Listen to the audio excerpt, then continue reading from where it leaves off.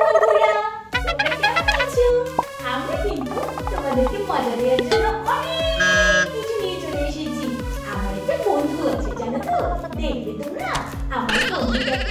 আমার বন্ধুটা গেল কই? তোমরা কি তাকে দেখতে চাও? ডাকছি। এই বুনু, বুনু, বুনু। আমাদের বন্ধু এসে গেছে। এই তো আমি চলে এসেছি।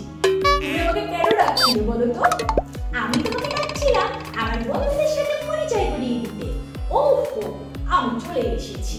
তো আমরা এখন দুজনে মিলে তোমাদের সাথে অনেক গল্প করব আর অনেক মজা করব। তোমরা আমাদের সঙ্গে থাকবে তো? থাকবে। আচ্ছা শুধু আমরা আজ কি করব বলো তো? আমরা আজ অনেক আনন্দ করব। আচ্ছা ঠিক আছে, তাহলে আমাদের একটু আনন্দ দাও তো গুল্লু। ওকে বন্ধুরা, আমার সাথে তোমরা সবাই বলো ABCDEFG HIJKLMNOP। চুপ করো, এটা তুমি আনন্দ করো নাকি? আমার এবিসিডি এখন পড়তে ভালো লাগছে না। তুমি আমাদের একটা গল্প বলো, একটু পড়ে নাও না। না পড়তে ইচ্ছা করছে না, গল্প বলো। আচ্ছা ঠিক আছে, যাও গল্পই বলো। তোমার কথাই বলি লালু। এখন বলো, আমি তোমাকে কি গল্প শোনাবো? তুমি আমাকে ওই জঙ্গলের গল্পটা বলো, জঙ্গলের সেই সিংহ মামা। আচ্ছা শোনো গল্পটা। হ্যাঁ শুনছি। এক জঙ্গলে ছিল এক মস্ত বড় সিংহ মামা। সেই সিংহ মামার অনেক অহংকার ছিল। সেই মামা একদিন জঙ্গলে গাছের নিচে বসে ঘুমোচ্ছিল।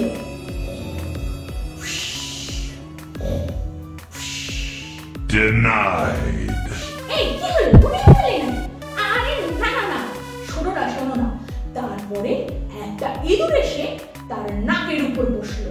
ও মা, নাকের উপর? তারপর আর কি হলো? সিংহ মামা প্রচন্ড ক্ষেপে গেল। সে বলল, তোমাকে আমি এখন মেরেই ফেলবো। তারপর সিংহ মামার এই কথা শুনে ইঁদুরটা বড্ড ভয় পেয়ে গেল। সে বলল, আমাকে মেরো না। তারপরে সিংহ মামা বলল, এই তোকে আমি মারবো না, তুই আমার কি উপকার করবি রে? হ্যাঁ, তোকে আমার কোন কাজে লাগবে রে? তারপর সিংহ মামাকে ইঁদুর মামাটা বলল, দেখো আমি ছোট হলেও তোমাকে করুণা করতে একদিন ঠিক উপকার করব। আর একদিন ঠিক এভাবে জঙ্গলের মধ্যে চলে আসলো একদল শিকারী। একটি ফাঁদ পাতল। সেই ফাঁদে সিংহ মামা আটকে পড়ল। সে আর বেঁচে ফিরতে পারছিল না। তারপর ইঁদুরটি আসলো, সেই ইঁদুরটি যাকে সিংহ মামা সেইবার ছেড়ে দিয়েছিল। ও তাই বুঝি? আচ্ছা, এরকম মানুষকে বা কোনো অপরাধীকে ক্ষমা করে দিলে তাহলে হয়তো সেও এরকম আমাদের উপকার করবে। করতে পারে, তবে সব সময় কিন্তু নয়। আচ্ছা, তারপর গল্প বল। তারপর সেই ইঁদুর মামাটা এসে সেই সিংহ মামার কাছে দাঁড়ালো। গিয়ে বলল, আমি তোমার উপকার করতে এসেছি। আর সিংহ মামা সেই ফাঁদের জালটাকে তার তীক্ষ্ণ দাঁত দিয়ে টুকটুক করে কাটতে থাকলো। ও বুঝতে পেরেছি, ইঁদুরের সামনে তো দুটো ধারালো দাঁত থাকে, সেই দুটো দিয়ে বুঝি? হ্যাঁ, একদম ঠিক বলেছ। আর তারপরেই সেই সিংহ মামা সেই জাল থেকে মুক্ত হয়ে গেল এবং সে বেঁচে গেল। আর দুজনে অনেক বড় বন্ধু হয়ে গেল। ও কি মজা! আমি তো খুব মজা পেয়েছি গল্পটায়। আচ্ছা বন্ধুরা, তোমরা কি মজা পেয়েছো? আমাদের কিন্তু অবশ্যই কমেন্ট করবে। শুধু কমেন্ট করলে হবে না, আমাদের ফেসবুক পেজটাকে অবশ্যই ফলো দিয়ে রেখো।